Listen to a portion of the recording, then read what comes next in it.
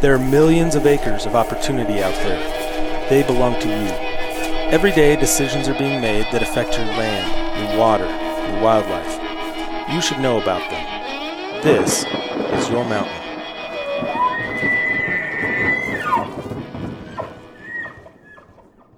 Welcome, everybody, to the Your Mountain podcast. I am your temporary host, Mike McGrady, filling in for David Wilms, who's not here, but who is here is one Nephi Cole. What's up, Nephi? Hey, Mike, how you doing? Never been better. Oh, me either. Me either. So we missed you last week. We went through, I think, 10 or 11 different topics that we wanted to throw out there to see what the listeners were interested in covering, and the first one that we mentioned was the Waters of the United States repeal that recently was announced by the Trump administration. And we mentioned that that you would be clamoring to get on that issue. And but we really wanted to put it out to the public to say, hey, who's interested in hearing what? And the first guy to really chime in was this guy named Nephi Knoll. Yeah, sure was. And he kept saying, we got to do WOTUS, we got to do WOTUS. So Nephi, we don't have Dave here. What do you want to talk about? Well, I'm going to talk about WOTUS tonight. All right, let's get into it. Might as well. I saw an article today that came out in E&E, and it said, where's the damn data? Did you see that? I did. I read that one because the new EPA, I got it in front of me. What is his title? Assistant EPA Administrator for the Office of Water, David Ross. Yeah, former colleague of mine. Yep. And I actually watched him testify, and I watched DeFazio and who was a representative from Oregon, the chairman of the particular full committee that he went in front of. Just kind of, I don't know. Dave Ross is a good guy. They had an interesting discussion. But how smart could he possibly be if he bought a Jeep Cherokee from David Wilms? That's right. Because if you buy a car from Wilms, well, I mean, you know that thing is just, that's clapped out when you get it. You do know that that's not Dave's Jeep. No. That was not David Wilms' Jeep. That was David's wife's Jeep. Now it makes more sense. Yeah. You know who owns the truck now that they have? His wife? Yes. So, when you're not here, you get talked about. Well. So, anyways. So, yeah, there was a lot. There's been a lot of testimony that has gone on in front of Congress covering the repeal of the Obama-era WOTUS rule, the Waters of the United States. Rule. Yep. Yeah, which is an interpretation of some language within the Clean Water Act. And we mentioned last week that this has a big impact on all kinds of things that may or may not happen because it really determines who has jurisdiction, the feds, the state. What's the deal? We're going to try and get into it in an entertaining way. Mm-hmm. I'm going to throw something out that may blow your wig back as we start here.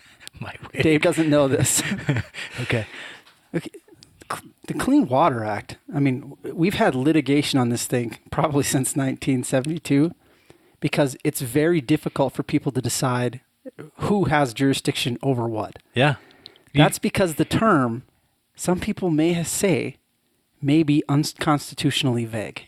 Well, that could be. The term waters of the U.S., what does that even mean? I can tell you that for me, it's hard to conceptualize what that means because when I think of Waters of the United States, I hearken back to the 1870 decision of the Daniel Ball case in front of the Supreme Court where they basically came down with, okay, navigable in fact. Mm-hmm. Can you float something down it? Can you actually use this for commerce without sort of any tricks associated with the floating of, the vessel you use or any changes to the waterways or anything? It's just in its natural state. Navigable in fact. Yeah. That makes sense to me. And but this is different. Yeah, we'll talk a little bit about that because that's been rejected by the Supreme Court in the Rapinos decision, which we'll talk about. Right. Where they said, no, it's more than just navigable in fact, and it's more than just interstate waters, which prior to the Clean Water Act, when you looked at, everybody, that's what navigable waters was. That was the consideration of it. So let's get in our time machine and go back 1968-ish, the Chesapeake Bay was polluted. Big surprise, right? It's still working on this issue. They had roughly $3 million annually in losses to the fishing industry in the bay. The U.S. Bureau of Sport Fisheries, because we love fishing and we love sport fishing, sampled about 600 samples in 1968. And in those samples, they had 9 times the levels of pollutants that the FDA would allow in 584 of 590 samples, from that waterway at the time. In 69, bacteria levels in the Hudson River were 170 times what anybody would consider safe. There were record numbers of fish kills in 69, 41 million fish. The largest record kill ever. 26 million was killed in Lake. I'm not going to say it right. Thonotosasa. Thonotosasa. Let me read this. Oh, in Florida? That's Thonotosasa. Yeah, exactly. I can tell you that the Native American terms, locations they have, are very confusing down there if you're not from there. But that's Thonotosasa. So why do you think there was that level of pollution in a lake? What would be causing it? Agricultural. It was food. It was food processing plants. Oh, food processing. Yep. Okay. So when we're talking about pollutants, realize your pollutants. So the Clean Water Act. So let me finish this. The 69, there were oil slicks on some rivers, petroleum derivatives that had been discharged. And the river literally caught on fire, and that gets people's attention when water catches on fire. 30% of drinking water samples in the U.S. had chemicals exceeding the recommended public health service limits. You said this was around 1968? 68, 69, 1970. So it was like another decade later, in 1978, when we had the Love Canal catching on fire and all that. So that's we're still 10 years prior to what most folks can remember around major environmental water disaster. So about the same time, we have the Clean Air Act and the Endangered Species Act. There's a big movement in our country, towards let's fix these things and get these things right. Mm-hmm. We have the passage of the Clean Water Act. So the Clean Water Act, very popular. Everybody thought it was a great idea, and everybody still thinks it's a great idea. At the time when the Clean Water Act was passed, 2/3 of the country's lakes and rivers and waters had become unsafe for fishing and swimming. And that's because untreated sewage and other stuff was just being dumped right into open water. This really, it was seen as a way to get rid of your waste. Dilution is the solution. The solution to pollution is dilution. Yeah. And then, if it's just like anything else, right? People just figured you walk to the, you flush it, and it disappears. You don't have to worry about it anymore. Sure. So now the Clean Water Act came from the realization that just doesn't really work. And so the Clean Water Act, the objectives of the act when it was passed, this is going to be important for understanding what happened to the WOTUS rule. There were a number of objectives, but the big one is this: to reduce the pollution in all waters, and this is, you'll always hear this, restore and maintain the chemical, physical, and biological integrity of our nation's waters. Mm-hmm. That's number one. The goal was that was supposed to be done by 1985. So an elimination of all pollutants into the waters, navigable waters. Again, that term, right? Navigable waters by 1985, with an interim goal of having all of the waters of the U.S., WOTUS, fishable and swimmable by 1983. So what does that mean? Fishable and swimmable means a level of water quality where you have propagation of fish and shellfish, wildlife, and it's safe for general recreation on the water. And consumption? So consumption, it depends. So, in terms of, it's not fishing, potable, but, and there are different kinds of recreational use of water. And so different standards for primary contact recreation versus secondary contact recreation went on. We don't need to get into that. Yeah, right. No, I was wondering on if the standard was fishable, swimmable, healthy for wildlife populations and people to, use these waters generally. Okay. No, consumption, I was thinking eating the fish. Yes. Okay. So let's just put that boom as kind of like fishable, swimmable. So put this in your memory banks because it's going to come up as being very important. All right, we're taking a note. Everybody agrees that that's very important. No, having clean water. Everybody agrees. Part B here, and this is literally part of the act, it's literally B, is to recognize, preserve, and protect the primary responsibilities and rights of states to prevent, reduce, and eliminate pollution, to plan the development and use including restoration, preservation, and enhancement of land and water resources, and to consult with the administrator in the exercise of his authority. So here's the key point here. Cooperative federalism is the key point. What does that mean? That means the mechanics of the Clean Water Act are built in such a way that states are sharing jurisdictional authority. That waters of the U.S. term was very important because it also recognized, the act recognized that there were waters that were going to be waters of the states, right? This is where the Clean Water Act and the new rule is going to get us into a big fight later on. You follow me so far? I'm following you so far. So we have, part A is let's get it clean by a certain date, and part B is the states share are this supposed responsibility. to do it. Yep, the states share this responsibility. Okay. And the way they and here's why that's the case. So and why the states become important. For the Clean Water Act to work, how does the federal government, what's the 10th Amendment say about the federal government? Just limits their authority, right? Right. Well, yeah. Basically, it's everything that's not already figured out for the federal government's left to the states. That's right. And so for the Clean Water Act to work, it has to, its hook into constitutional authority. I can't find my pocket constitution. That's okay. Dave likes to make fun of me for having a pocket constitution. Dave probably has it. He's probably taking it from your desk. Yeah, right. So the hook is the Commerce Clause. That's why this navigable waters term becomes important. So for everybody, around the water cooler to sound smart, the reason navigable waters is so important in the waters of the U.S. is because the only way you get that term waters of the U.S. is because of the Commerce Clause of the Constitution giving you your authority to be able to regulate these waters for having a reason to. Right. Yeah. Because the idea is if it's not specifically authorized within the Constitution for the federal government to take a certain action, then it's presumptively in the hands of the state.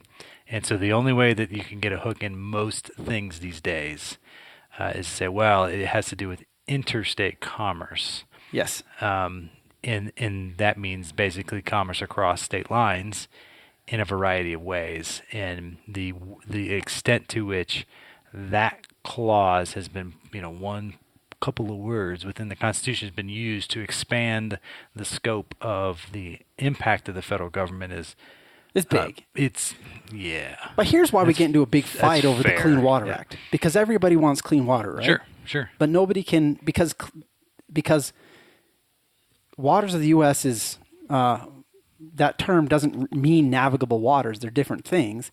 Suddenly you have the ability to stretch and say, like, what does it really cover? What are waters of the U.S.? Mm-hmm.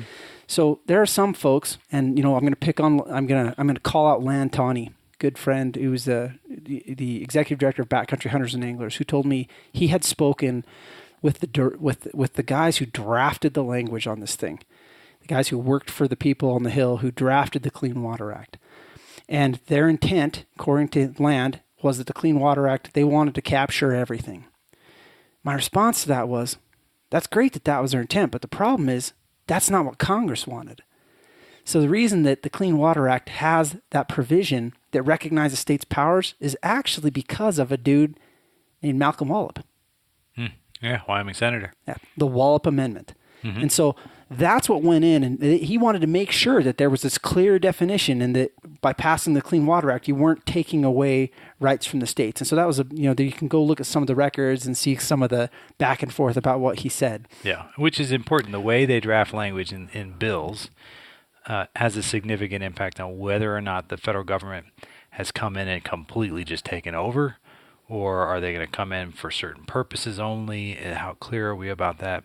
If the presumption is the state gets everything until the federal government takes over, then every time that the federal government starts to incrementally take over, it's a regression of state authority and imposition of federal authority, and so there are a lot of times where bills are passed that make very clear where that line is. So I always tell people you got to be very careful, and this is the case with this. It's not the intent, it's the content. When you're looking at bills that come out, you have to remember the content of this.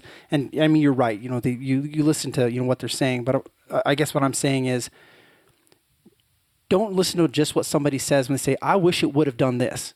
Look at what the language does, because the language is going to be what's important at the end of the day. Mm-hmm. So moving on, here's how this, recognizing this, the way that the Clean Water Act is implemented is on the state level. There are water quality standards programs that are run by the states under EPA's kind of big brother watchful eye. The states are the ones that designate the uses of water bodies, whether they're primary or secondary contact recreation, ag waters, municipal waters. They establish the numeric, biological, and narrative criteria. So those are the numbers, what kinds of animals should be in the water, what kinds of bugs, what kinds of fish should be in the water to meet different classes.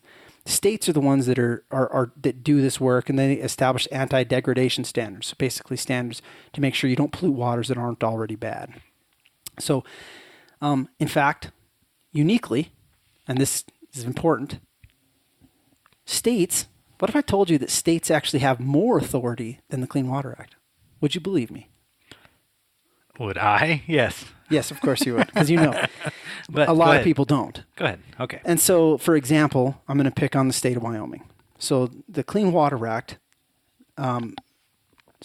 makes a distinction between different types of pollution. And it covers the waters of the U.S., right? Mm-hmm. And so that's the authorities over waters of the U.S., whatever that is. And they have non-point source and point source pollution. You treat both of them differently, and there's a different... Wyoming regulates pollution, and it regulates every freaking drop of water on the ground. So in the state of Wyoming... Quality and quantity. Thou shalt not pollute.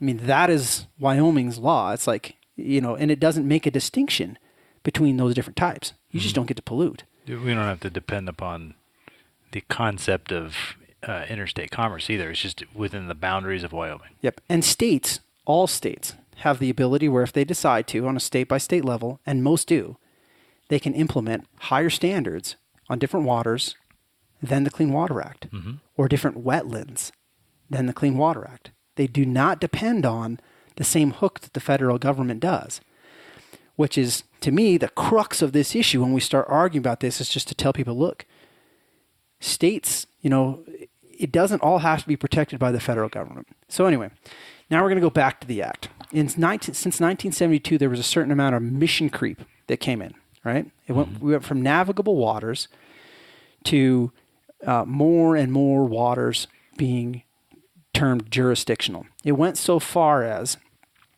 from being, interstate navigable waters to where we had a rule called the bird rule. And so it's the migratory bird rule. Okay. So in order to establish a Commerce Clause connection between different waters, the guidance that was out there by the Corps and the EPA was literally this. If a goose or duck lands in a prairie pothole in one state, and then takes flight and lands in waters in another state, they have connected those two waters. Now that's our interstate commerce. Yeah, so we went from being in fact connected somehow to biota, a migratory bird being the thing that connects these. So, and I assume that would be determined case by case, and someone would go out and say, "Yeah, I have no idea. Duck landed here," no, as opposed to looking at a giant map and saying, "I don't think so." Could happen. But I don't think so, and that was the argument. So basically, you started seeing, you couldn't touch prairie potholes, and again, if you're a person that wants prairie potholes to be protected, you probably like this. Well, if you wanted to be preserved and protected by the federal government. That's right. As opposed to the state. That's right. Okay. You like the rule. Now, we have some cases that came up where somebody said, no, that's not the original intent of the Act. Mm-hmm. And so whether or not you agree or disagree, we're just going to give you the lowdown on what they said. So whether or not we like the protections or don't like the protections. So these two cases that are important are often called Swank and Rapanos, or Swank and Rapanos, however you want to say it. Right. But it's the Solid Waste Agency. I've heard it both ways. Yeah, the Solid Waste Agency of North Cook County, and then Rapanos was an individual, Rapanos. Uh-huh. So these cases are both.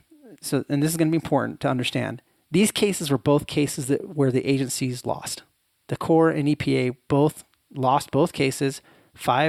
A 5-4 decision in the case of Swank, and then a 4-1-4, which we'll get to, in the case of Rapanos. In both cases, they got their hands slapped, and the Supreme Court said, you have overstepped your authorities. you need to go back to the drawing board and you need to constrain yourself. You've gone too far. And it was the migratory bird rule specifically was one of them. Mm-hmm. And so the court sends him back to the drawing board. And what's important in this is the court, in the second case, Rapinos, they split on a 4-1-4. And so 4 of the justices said, we would give the Corps and the EPA as much power as they possibly want. Whatever they want to touch, it's theirs. Waters of the U.S. is whatever they say it is. Mm-hmm. So it just on a point of clarification that is wonky, but there are times in which the United States Supreme Court, which has 9 justices on it, can't get 5, a majority, to agree on one thing. And in those instances, if you have some sort of split, you typically go with the most narrow rule. Whichever decision that comes out that can muster the most of 4, then you go with the narrow, whatever's most narrow in its application and interpretation.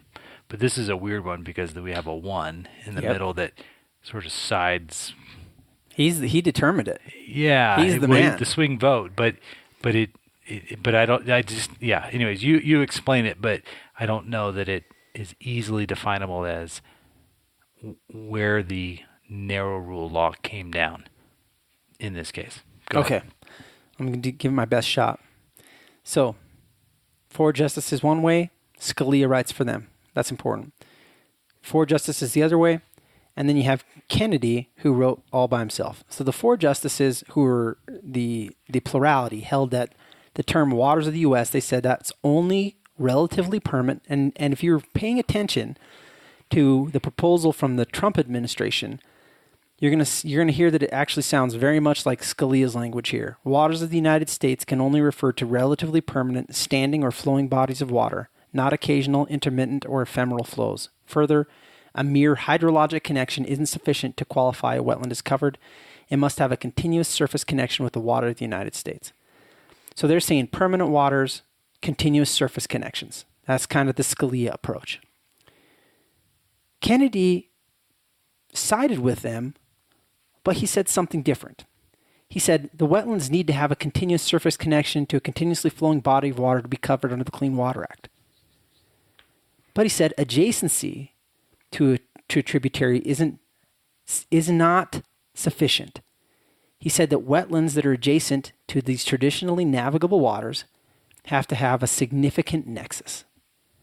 And that is the term, significant nexus, that you've probably never heard before, everybody, but the term that gets us to where we are today, the significant nexus, which just means how connected is it? It has to be some kind of what's the significant connection? And then, so basically they're saying that the waters of the United States can only refer to relatively permanent standing or flowing bodies of water, not occasional, intermittent, or ephemeral flows. That's right. Now, again, the plurality opinion. Kennedy kind of sided with them, but then he said, you got to determine what the significant, this term, significant nexus. Yeah. And basically they sent the agencies back to the drawing board to define this line, right? This line where federal and state jurisdiction, where they divide based on this. Again, now we're looking at this term significant nexus. So in a nutshell, I want everybody to remember that all these recent cases that came out said that the Corps and the EPA overreached. That's important to understand why why there's a fight about everything right now. And admitted, we'll get back to this. So the fight. So it was during the Bush administration that the court sent these guys back to the drawing board. Right, the second Bush. Yes. But they didn't get around to doing... Rapanos came out in 2006. That's right, but they didn't get around to doing it. Right. So the next administration is tasked with having to define... Well, sure, the decision comes down in June of 2006, and the Bush administration the clock is running out, and they don't have really the opportunity to come out with a rule in time. So the next administration's EPA and the Army Corps at the time come out with to try and define this based on the guidance that they feel like they've been given from the courts. And they latch onto these two concepts of connectivity and significant nexus. Mm-hmm. And here's where it gets really entertaining. So where Scalia said there has to be a connection, and then the significant nexus. He says it has to be significant. New guidance came out, and the new guidance basically said, well, what do we know about water? Well, it's all connected, the hydrologic cycle. So it's all significant. And that was the new guidance that came out. The new guidance that came out used this idea of like what waters are connected and used that. So my term for it is, it looks like, they, rather than using, they use significant nexus, rather than using it as a fence to constrain what waters are federal and leave others to the states. The agencies used it as a lasso to use significant nexus to go get more. Well, how did they do this? They rolled out some guidance in 2012, and that guidance came out, and that guidance said everything. So what are waters of the U.S.? It's these traditional navigable waters, connected waters, but it's also everything that's connected that is with, the key problem was anything with bed banks and an ordinary high water mark, regardless of whether or not there was water in it. And that's the thing that fired everybody up, was this idea that now you're going to have, you hear dry ditches, ephemeral streams, all these things that people throw out there that aren't connected. And they're saying suddenly it becomes you have to get a federal permit to turn sand or dirt or anything in something that's dry. Yes. Because it's a water of the United States. Yes. Now, and here's the problem. To be frank, sometimes in certain storm events and in certain parts of the country, like a dry arroyo becomes very significant. Oh, sure. Right? Yeah. But it's not significant everywhere. And so you have this issue where you have this national rule, right, that's trying to be developed that probably... If only there was a way to regulate water based upon local condition and needs and ideas. Yeah. Like if you had the states work on it? No. That wouldn't be like the original intent of the Clean Water Act? That was an aside. No, it was just excuse me, just a very interesting challenge. So this bed banks and ordinary high water mark, I brought a couple pictures for you, Mike, so you can take a look at people identifying bed banks and an ordinary high water mark. Or trying to, yeah. Or trying to, because, So Nephi showed me a picture of people wandering around in a desert. Yes. And I know where would the water? I realize that this is like you're taking the outlier here, but that's part of the challenge. Sure. So when EPA rolled out this idea under guidance, they got a lot of pushback. And that pushback was people who saying, this is too significant for you to do in guidance. You got to do a rule. You got to go through the rulemaking process. Right, because there's a difference between guidance, which tends to be interpretations that don't have the force and effect of law by an agency, because the only way that kind of stuff becomes law is if they go through the notice and comment procedure under the Administrative Procedure Act, and people have an opportunity to develop ideas, and there's a conversation around it, and it also flows from some statutory authority, but that's the main difference between a rule and a guidance document. Guidance is just like, this is how we are going to carry out implementing statutes, laws, regulations, and things like that. Whereas a rule is something that in the courts, it's law. Even though it isn't passed by Congress, the agency can make law and can legislate law if they follow certain safeguard procedures. So that's what these folks were saying, is don't just give us guidance that doesn't have that sort of teeth behind it. Give us something that actually we all can wrestle with and figure out what the best course of action is to move forward. So the agency did that, to their credit. So they said, excuse me again, they said, okay, we're going to do that. We're going to go through the rulemaking process. And they went out and they did something else. In 2012, somebody said, where's the science? And so the agency went out and they developed a report called the Connectivity Report. And it's really interesting because it's the science is this, and it's not wrong. Water flows downhill and towards the ocean. Amazing. It's the Connectivity Report. I mean, basically, that's what it is. It's a hydrologic report that says, like, hey, this drop of water falls on this is how it's all connected. It's all connected. I mean, that's what it's saying. It's like, hey, all these things are connected. The problem with that is, and here's I mean, let's get to the good of that first. So the agencies go back and they say, hey, we're going to rewrite the rule and we're going to use this report to give us some backing in rewriting this rule. They made a few mistakes when they did it. And the number one that they really got hammered for by states was that they really didn't ask the states what they thought. And so this was a big complaint of states. And I know because I've got a bunch of letters from states saying, why didn't you consult us? Mm-hmm. And was in a meeting with the administrator of the EPA when she said, well, I didn't think we needed to do that because we asked you what you thought about the guidance.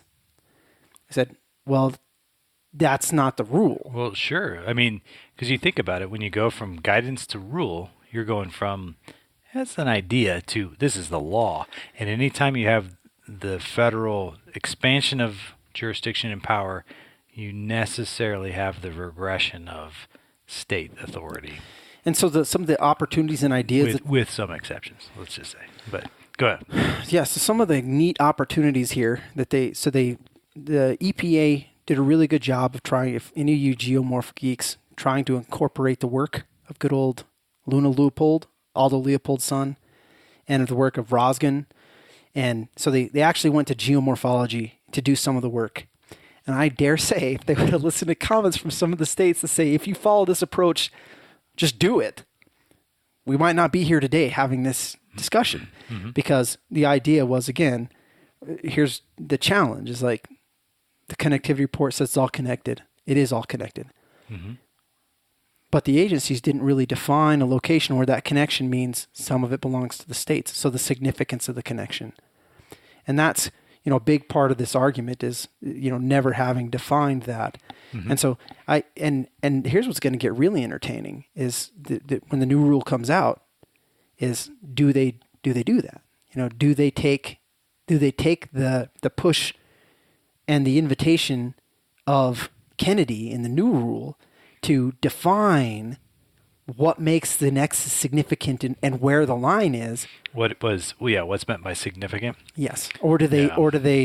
Does it run that pragmatic middle like Kennedy did? I don't think we know yet, but I say we're going to find out. Mm-hmm. So, their states complain. The states. There were lawsuits when this waters of the U.S. This new rule came out from the previous administration. States said they weren't consulted. Some of the claims were that the WOTUS rule, as it was called now, or the Clean Water Rule, whatever you want to call it, expanded the jurisdiction to new waters, and it took significant chunks of state jurisdiction. And why? When that new rule came out, that new rule was the guidance. It was the same approach that was suggested in the guidance. So they took the guidance. Everything with a bed, bank, and ordinary high water mark, regardless of if there was water in it. Mm-hmm. And so you have, areas that, may very, very rarely ever see flow that now are determined to be waters of the U.S. And when you looked at some of the Army Corps' implementation documents, which they kicked out before the rule hit the ground, you could see that in the implementation documents, a potential expansion. Mm-hmm. So dirt that may see less than 12 inches of moisture a year. Oh, yeah. That may never get a puddle. But could get moist were considered potentially waters of the United States and therefore under federal control as opposed to state control. So it's okay. And so the permitting, all the permitting you'd have to do on, to do work on a river. If you're going to the Colorado River, you're going to draw a permit to do stream restoration there. Yeah. You're going to have to get the same permits to work on dry arroyos somewhere. And that's kind of the beef of people, to work on ditches, and that was how it all looked. We don't actually know how this would have looked on the ground.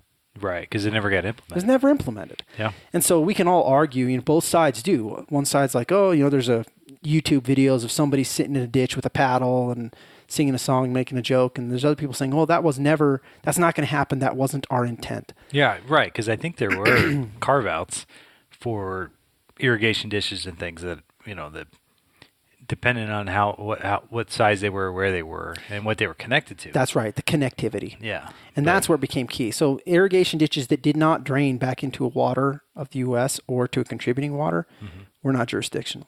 Right. How many of those exist? And so those are the types of questions that became challenging. And you saw the in front of Congress, this latest argument, right? Where's the damn data? Yeah. That's what they were talking about. Oh, They're sure. like, well, do you have the numbers? Do you have the maps? And the issue was, like, they never existed in the previous rule. Well, I don't know. The representative said it was 18% was the amount of regression. Yeah. So It's those are estimates by one person's views versus another, because since 1972, we haven't had a good definition of what the waters of the U.S. are. Mm-hmm. For purposes of the Clean Water Act. For purposes of the Clean Water Act. Yeah, you couldn't make a map, and your map, or you could make a map, but your map might be different than my map. Yeah. And who's to say that mine's right or yours is wrong? It was very difficult to do. Because it wasn't based on quantifiable science. No, that's true. And even at the hearing this last week, where the assistant EPA administrator was saying, yeah, we think we can map this. We think we have the technology. We think we have the information. We're going to endeavor to do that. And then you had the previous administration's person who did the same job that said, that doesn't make any sense. That's too expensive. You can't create a map that demonstrates this. Okay, so we are going to continue to not really know what waters of the United States means. It's going to be entertaining to see if there were a series of lawsuits against the Obama era rule. Mm-hmm. And those lawsuits, it's going to be interesting to see how many of the same arguments are going to be valid when the new group of people sue over the new rule. Consultation, lack of economic data, they're... Well, it's going to be interesting to see how it all lines up, because if you remember back to one of the episodes we did in November of 2018, where we described the changes in makeup of state legislatures and state governors, a lot of these proponents of these lawsuits or state attorney generals, and all but I think 7 state attorney generals are elected. Mm-hmm. And so there were changes, and there were changes that mid-litigation, the states have suddenly said, yeah, we know we took this position before in the Waters of the United States case, and we're going to back out and switch. You know how many switched to the... I don't have the statistics on that, but... At the time, during the first set of lawsuits, something like 38 states sued the previous administration over the Clean Water Rule. And they did that in when it first... They did it all over the United States in various it was a mess. Groups and things. Yeah, it was great. So yeah, this and I mean, it's worth saying to everyone that almost as soon as this first rule came out, there was an injunction, which means that they said, a federal judge said, this rule doesn't pass muster. Yeah, it's not getting out the gate. Yeah, and that's where we were sitting at. And it's also worth noting that argument would have been had in front of the Supreme Court, mm-hmm. whether or not the new rule could pass muster, if it weren't for the fact that this administration, rather than defending that rule, decided to repeal it and offer their own suggestion. And so some of those states would argue, like, there are some people that I think the words were elections matter. Yeah. There were some folks that wanted, and I'll be honest, I had my popcorn out. I wanted to see it go in front of the Supreme Court, the previous version, to see whether or not that, what that argument, when you talked about that connectivity report and how that, I wanted to see whether what the court was going to say. Yeah. My guess is the court was going to, I think what they were going to say is they were going to make some distinct, they're going to say, you could have done a better job if you would have done some things differently. And again, geek stuff here. Probably to me the Achilles heel of the whole previous administration's approach was, number one, they didn't try and draw a line anywhere on any level of stream, any amount of water, even no water, and number two, they did the wackiest thing where they're using science to define all this connectivity, and then when they talked about adjacent wetlands, rather than using the geomorphology which they used in other areas, instead they used a number. They just pulled just out of thin air, didn't have it out there for comment or anything. This like 3,000 meters or whatever it was, just some random number. Right. Yeah, there was a distance. Yeah, it was totally arbitrary. And so you just had this distance, and so suddenly you're like, well, why is that a wetland that's a water of the U.S.? Like, well, I guess it's better than 300 miles. It's not. It's not. If they would have said, "Hey, it's in the floodplain of the the Q forming flow event," or something like that, I'd been like, "Wow, yeah, that's some good science." I mean, that's the problem. That's the problem with just trying to write regulations that are enforceable and workable. You got to come up with something, and for that particular question, I guess they thought 300 made sense. I will tell you, 300 meters. I'm pretty sure somebody told them that he said, "Hey, you know what? If you would just listen to this, the whole problem is they use the metric system. Let's just be honest. Well, I think we're going to try and tie a bow around this by saying, here's the two sides that are going to argue this. Mm-hmm. Fundamentally, you have all these minutia that you've listened to us yak about for the last 40 minutes. I'm really sorry, but I'm not, because I love it. Yeah, right. Yeah. But push the minutia aside and realize what you're largely arguing about is this concept of everything under the federal umbrella, all waters, all wetlands. I mean, that's the expansive as much as possible under, it should be EPA and the Army Corps that's doing everything versus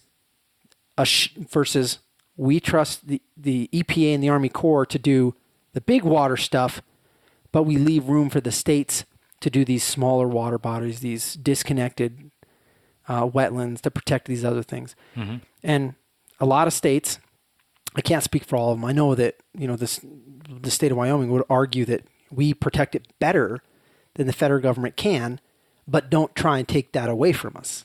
It's ours to protect. Mm-hmm. And so that's a big part of this argument moving forward.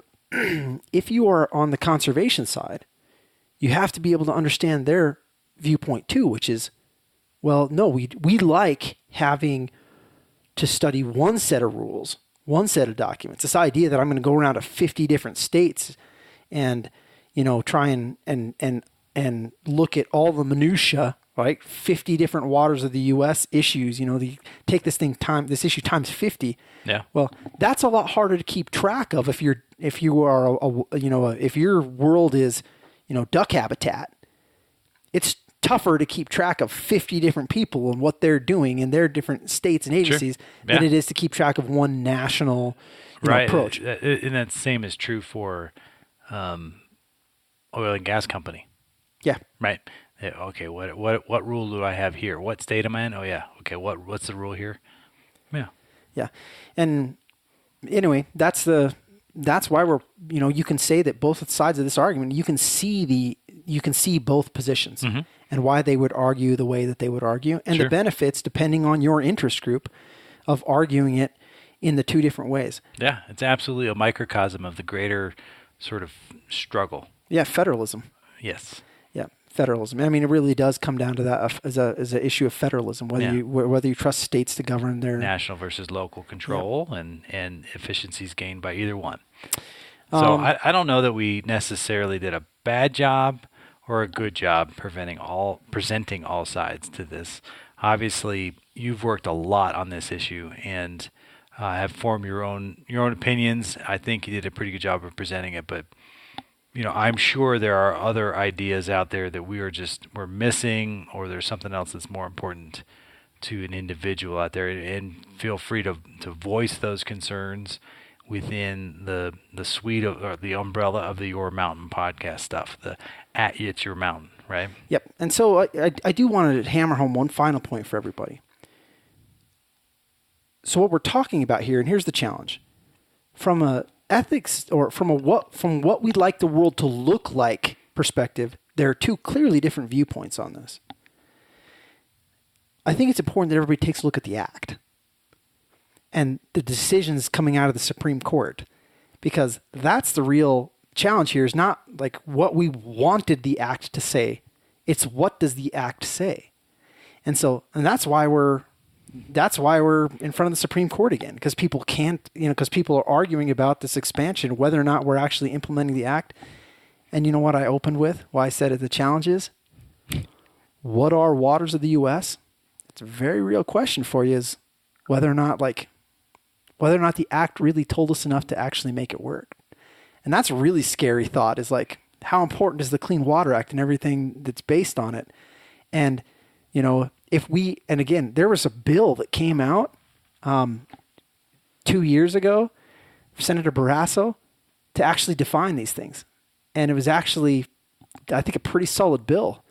And it would, so I don't know, are we in a place where we can all get together and have in Congress and have a conversation about actually defining it and fixing it so that we're just not in front of the courts all the time? I don't know that we are. But there you go. Waters of the U.S. Waters of the United States encapsulated. It's challenging. It's challenging. Yes, it is. I think we did a good job within 45 minutes of sort of putting a bow on this issue. It's certainly something that is impacting all of our listeners, not in a way that they're feeling it immediately, not in a way that they are, when they go out to try to punch that tag this year, they're going to see it. But it's one in which all of the ways the habitat is impacted can flow through, kind of a pun there, but flow through this type of thing that's going on. And I think it's good to kind of cover this stuff. If you've got ideas on it, if you're thinking about it, if you work on it, let us know. Talk about it at It's Your Mountain. That's on Facebook, Instagram, and Twitter. And then, as always, Nephi, you got anything else before we wrap it up? Nope. Okay. Well, Dave usually gets to say this, but remember, life is about experiences. So go have one.